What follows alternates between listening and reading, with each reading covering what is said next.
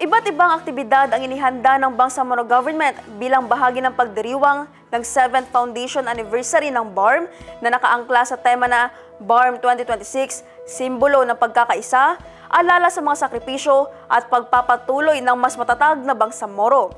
Ang PPP Story mula kay Jen Garcia. Bilang pagunita sa makasaysayang pagkakatatag ng Bangsamoro Autonomous Region in Muslim Mindanao o BARMM, iba't ibang aktibidad ang aasahan ayon sa Project Tabang para sa BFD 2026.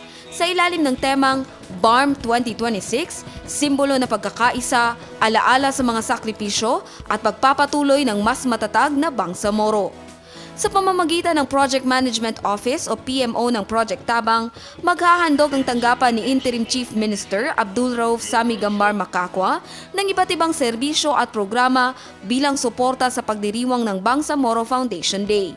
Layunin ng mga aktibidad na palakasin ang diwa ng pagkakaisa ng mamamayang Bangsamoro, alalahanin ang mga sakripisyong pinagdaanan tungo sa sariling pamamahala at ipagpatuloy ang kolektibong adhikain para sa isang mas matatag, mapayapa at maunlad na Bangsamoro. Ayon sa Project Tabang, ang mga serbisyong ihahatid sa BFD 2026 ay hindi lamang bahagi ng selebrasyon, kundi patunay ng patuloy na malasakit at serbisyo ng Bangsamoro Government sa mamamayan. Jen Garcia, iMinds, Philippines.